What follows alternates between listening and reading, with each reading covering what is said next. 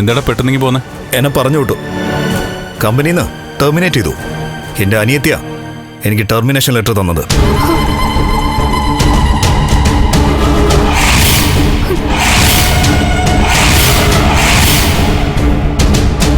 അതിന് അവൾക്ക് എന്ത് അധികാരമുള്ളത്? അധികാരമുള്ള ആള് തന്നെയാ അവളെ ചുമതലപ്പെടുത്തിയത് എന്നെ പറഞ്ഞുവിടാൻ.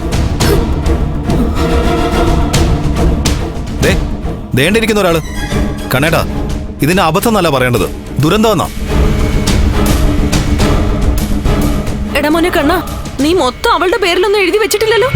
പിന്നെ എങ്ങനെയാ അവൾക്ക് മാത്രമായിട്ട് ഒരു തീരുമാനം എടുക്കാൻ പറ്റും? സൈനിങ് അതോറിറ്റിയൊക്കെ അയാൾക്ക് കൈമാറിയിട്ടുണ്ട്. അയ്യോ, പ്രത്യേകിച്ച് കൺസ്ട്രക്ഷൻ കമ്പനിയിൽ എന്നെക്കാൾ കൂടുതൽ അധികാരം അയാൾക്കാ കൊടുത്തിരിക്കുന്നത്.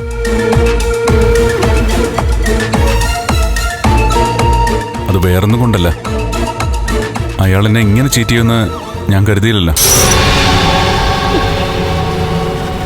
പിന്നെ എനിക്ക് ഫിനാൻസിയേഴ്സിൽ ഇരുന്ന് മാത്രമല്ലേ ജോലി ചെയ്യാൻ പറ്റൂ. കൺസ്ട്രക്ഷൻ സൈറ്റിലൊക്കെ ഓടി നടക്കുന്നത് അയാളാ. അതുകൊണ്ടാ അയാളുടെ ഒപ്പിന് എന്നെക്കാൾ വാല്യൂ ഉണ്ടായിക്കോട്ടെ എന്ന് ഞാൻ കരുതിയത്.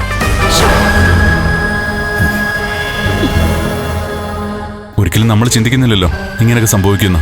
എന്നാലും ഒറ്റയ്ക്ക് എങ്ങനെ ഒരു തീരുമാനം എടുക്കാൻ പറ്റുമോ കണ്ണേട്ടാ? പറ്റുമെന്ന് ചോദിച്ചാ എടുത്തുചാട്ടോ അവള് കാണിച്ചത്. ഈ വീട്ടിലെ ഇളയ സന്തതിയോ? അവള് കാണിച്ച നല്ല കാര്യമാണോ? ഞാനേ മഹാലക്ഷ്മിയെ വിളിച്ചിരുന്നു. അപ്പോ അവള് ഭീഷണിയുടെ സ്വരത്തിൽ എന്നോട് സംസാരിച്ചത്. വിജയിച്ചവളുടെ ഒരു ഭാഷയായിരുന്നു അവളുടെ നാവിന്ന് വന്നത്. ഓ, ചുരുക്കി പറഞ്ഞ നിങ്ങളുടെ ഉള്ള ജോലിയും കൂടി പോയി. അല്ലെങ്കിൽ തന്നെ അനിയത്തിയുടെ താഴെയായിരുന്നു ഏട്ടൻ. അതിന്റെ കൂടെ ജോലിയും കൂടി എടുത്ത് കളഞ്ഞത്. അയ്യോ മോളെ, മോളിത് എങ്ങോട്ട് പോവാ? ഇവിടെ നിന്നിട്ട് എന്തെങ്കിലും പ്രയോജനം ഉണ്ടാമേ? ഞാനിവിടെ നിന്നാലേ പോയ ജോലി കിട്ടോ അമ്മയുടെ മോന്?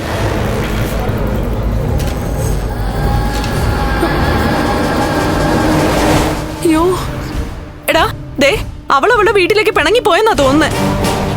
എടാ ഉണ്ണി, എന്തെങ്കിലും തിരിച്ചടി ഉണ്ടാവുമ്പോ ഇങ്ങനെ നിന്റെ ഭാര്യ ഇറങ്ങിപ്പോകുന്നത് ഒട്ടും ശരിയല്ല. എല്ലാത്തിനും ഒരു പരിഹാരം ഉണ്ടല്ലോ. അതൊക്കെ കൂട്ടായിട്ട് ആലോചിക്കുന്നതിന് പകരം എടുത്തുചാടി എന്തെങ്കിലുമൊക്കെ ചെയ്താ അതുകൊണ്ട് നിനക്കും ഈ കുടുംബത്തിനും നഷ്ടം മാത്രമേ വരൂ. അവളെ കുറ്റം പറഞ്ഞിട്ട് കാര്യമില്ല കേട്ടാ. കമലേശ്വരം ഗ്രൂപ്പ് ഓഫ് കമ്പനീസ് നോക്കുന്നത് ഞാനാണെന്ന് പറഞ്ഞിട്ടാ അവളെനിക്ക് കെട്ടിച്ചെന്നത്. എന്നിട്ടിപ്പോ ആ കമ്പനിയിലെ ഒരു സ്റ്റാഫ് പോലും അല്ല ഞാൻ, ജോലിയും കൂലി ഇല്ലാത്ത ഒരുത്തൻ. അങ്ങനെ ഒരുത്തനെ ഏത് പെണ്ണ അംഗീകരിക്കുന്നത്, സ്നേഹിക്കുന്നത്? എന്റെ ഭാര്യയുടെയും കുഞ്ഞിന്റെയും പിടച്ചിൽ കാണാൻ ആഗ്രഹിച്ചാനല്ലേ നീ? അങ്ങനെയുള്ള നീ ഇനി കിടന്ന് നിലവിളിക്ക്.